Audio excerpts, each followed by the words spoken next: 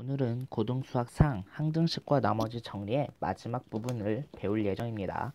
항등식의 성질을 이용하여 나머지를 구할 건데 4차식으로 나눌 때, 3차식으로 나눌 때, 그리고 나머지가 0일 때 이 세 가지의 경우에 대해서 배울 예정이에요.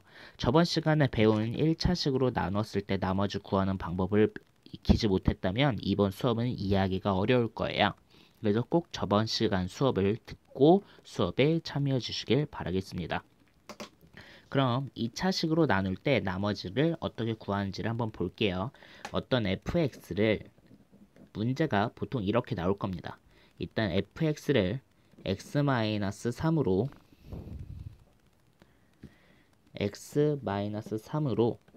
나누었을 때 이때 나머지가 5이고 또 fx를 x-2로 나누었을 때 이때 나머지가 9이다. 그러면 fx를 x-3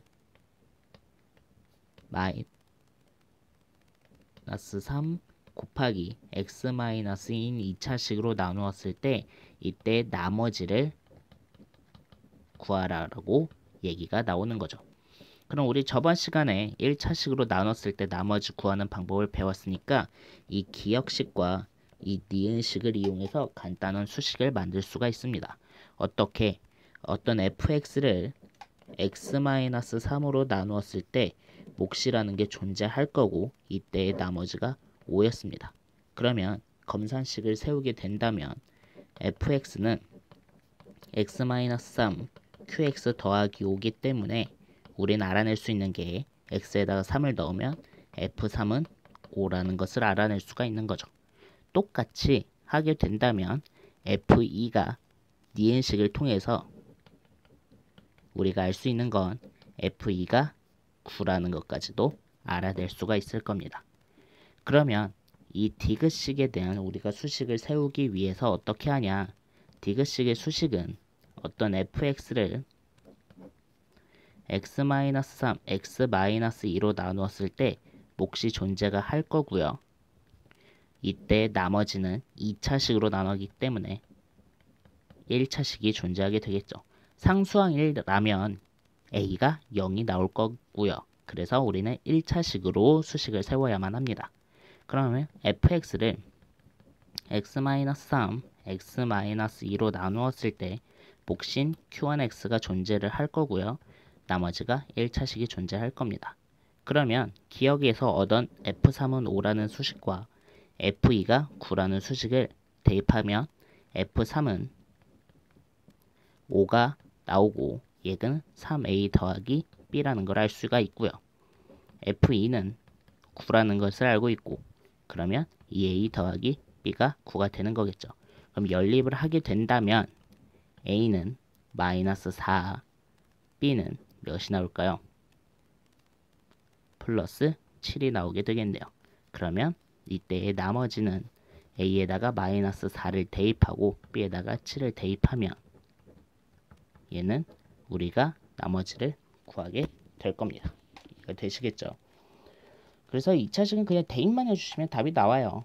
근데 짜증나는 건 정말 어려운 건 3차식입니다.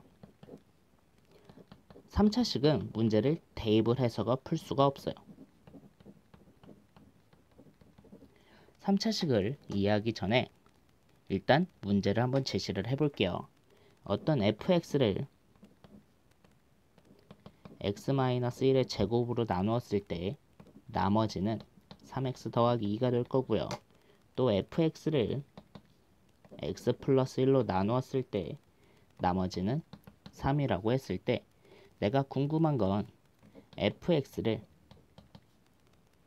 x-1의 제곱 x 플러스 1인 3차식으로 나눴을 때 나머지는 어떻게 되냐라고 합니다. 그러면 이때 당연히 나머지는 3차식으로 나눴기 때문에 나머지는 몇 차식으로 존재하냐? 2차식으로 존재하게 되죠. 그럼 우리는 모르는 수가 a, b, c로 인해서 3개가 반드시 존재하게 되는데 여기서 나오는 수식은 2가지밖에 주어지지 않았습니다. 그러면 3차식으로 나눌 때는 어떻게 해야 되냐면 우리 이거를 한번 이해를 해봐야 돼요. 예를 들면 내가 49를 10으로 나눌 거예요. 그럼 10으로 나눴으면 몫은 4가 될 거고 나머지는 9가 되겠죠. 그죠? 그럼 얘처럼 우리는 얘로 수식을 어떻게 세울 거냐면 fx는 내가 x-1의 제곱 x 더하기 1로 나누었을 때 몫은 존재하게 될 거고요. 나머지는 3차식이 될 겁니다. 됐죠? 그러면 내가 구할 거는 결국에 이놈인데 왜 이거를 숫자를 예를 들었냐면 여기서 이 9가 의미하는 건 10으로 나눈 나머지예요. 그럼 여기서 ax 제곱 더하기 bx 더하기 c라는 것도 결국에 나는 이걸로 나눈 거랑 똑같게 되는 거죠. 됐죠? 여기까지.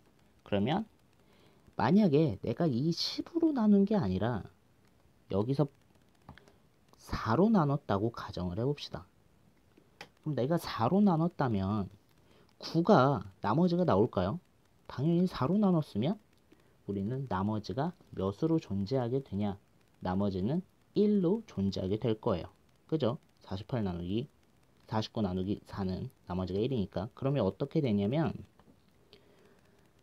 49를 4로 나눴다고 바꿔버리면 이 9는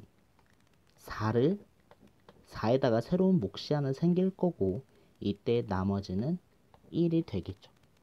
그죠? 그러면 내가 나눈 거는 여전히 이 4로 받기 때문에 여기서 4로 묶어버리면 이때의 몫은 12가 되는 거고 나머지는 1이 되는 거겠죠. 그래서 내가 나눈 수를 4로 바꿔봤다는 게 가장 중요한 포인트가 돼요. 그리고 우리가 여기서 또 알아야 되는 건 이 9랑 이것은 다 똑같다는 거가 되는 거죠. 여기까지 이해되죠? 그럼 여기서 어떻게 작용을 할 수가 있냐면 이 fx도 내가 3차식으로 나눈 걸로 이해하는 게 아니라 x-1의 제곱으로 나눈다고 보는 겁니다. 그러면 x-1의 제곱 x 더하기 1 qx까지는 똑같을 텐데 얘가 어떻게 되냐면 여기서 4가 적용됐듯이 x-1의 제곱을 써주고 2차식으로 나눠서 여기서 몫이 2가 새로 나왔는데 이 2는 여기서 이 개수랑 똑같아져서 여기에 a를 쓰게 되는 거겠죠. 그러면 우리가 또 알아야 되는 건 이때 새로운 나머지는 49를 4로 나눈 나머지가 나오게 되는 거였어요. 그러면 우리도 여기서 알아야 되는 건 이 fx가 x-1의 제곱으로 나누어질 때 나머지가 뭐가 나왔어요? 여기서 3x 플러스 2라는 걸 알 수가 있는 거죠. 똑같죠? 숫자는 지금 완전히 똑같아요. 그리고 더 알아야 될 것은 우리가 구하는 게 이 노란 놈인데 이 노란 놈이랑 이 노란 놈도 당연히 똑같다는 거가 되는 겁니다. 그래서 우리는 결국에 이제 A만 구하게 되면 답이 구해진다는 거가 되는 거겠죠. 그럼 이 마지막으로 A를 구하기 위해서 어떻게 해야 되냐? 여기서 구했던 f-1이 3이라는 수식을 대입을 해서 f-1은 3이라는 걸 알 수가 있고 그러면 여기서 마이너스 1을 집어넣기 때문에 그냥 대입하죠. 마이너스 1 q 마이너스 1 마이너스 1 마이너스 1의 제곱 곱하기 a 마이너스 1 플러스 3 곱하기 마이너스 1 더하기 2가 될 거고 계산을 다 해주시면 3은 얘는 0이어서 사라지게 될 겁니다. 그러면 4a 빼기 1이 돼서 a는 1이란 것을 알 수가 있죠.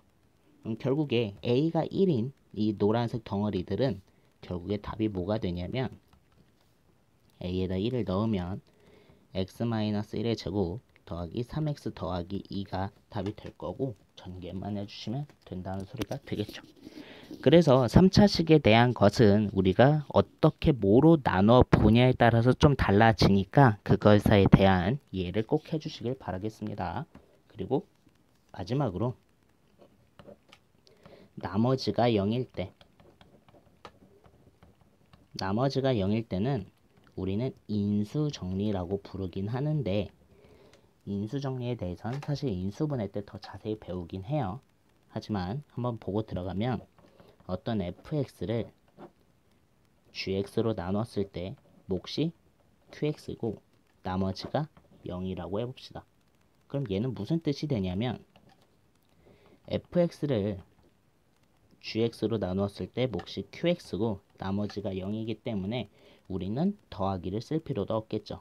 그러면 이 fx는 몫과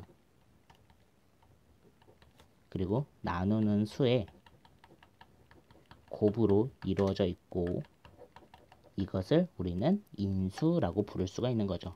이 gx랑 이 qx는 fx의 인수라고 부를 수가 있다. 왜? 두 다항식의 곱으로 이루어져 있으니까. 이해되시죠? 다시 마지막으로 정리하겠습니다. 2차식으로 나눌 때의 나머지는 당연히 1차식일 수밖에 없고요. 얘는 대입해서 연립해야 계산한다. 연립해서 마무리를 해준다. 3차식으로 나눌 때는 나머지가 2차식이게 되고 우린 얘를 해석할 때 2차식으로 나눈 꼴로 본다.